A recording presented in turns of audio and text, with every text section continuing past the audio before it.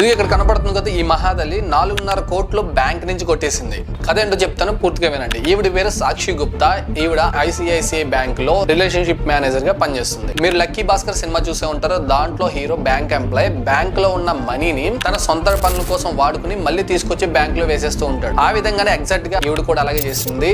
3 సంవత్సరాల నుంచి దాదాపుగా 110 ఎఫ్డి అకౌంట్ల నుంచి మనీని తన అకౌంట్ లోకి ట్రాన్స్ఫర్ చేసుకుంది. అయితే మీకు ఇక్కడ డౌట్ రావచ్చు, ఇలాగా అకౌంట్ హోల్డర్ లో ఉన్న మనీని ట్రాన్స్ఫర్ చేసుకుంటే అకౌంట్ హోల్డర్ కి మెసేజ్ వెళ్తుంది కదా అని. ఇప్పుడు తెలివిగా ఏం చేసిందంటే ఆ 110 ఫోన్ నెంబర్ ని మార్చేసింది. అయితే ఈ డబ్బులు ఆవిడ ఏం చేసిందంటే తీసుకెళ్లి షేర్ మార్కెట్ లో పెట్టింది. షేర్ మార్కెట్ లో పెట్టిన తర్వాత లాభాలు వస్తాయి కదా, మళ్ళీ తీసుకొచ్చి అకౌంట్ లో వేద్దాం అనుకుని అతి తెలివిపోయింది. తీరా చూస్తే షేర్ మార్కెట్ లో లాస్ వచ్చింది. అయితే ఈ విషయం అంతా ఎప్పుడు తెలిసిందంటే జనరల్ ఆడిట్ లో అసలు విషయం బయటపడింది. ఈవిని తీసుకెళ్లి జైల్లో పెట్టారు. ఎంతో మంది తమ జీవితాల్లో చాలా కష్టపడి శ్రమించి దాచుకున్న డబ్బుని ఇలా చేయడం అనేది కరెక్ట్ కాదు.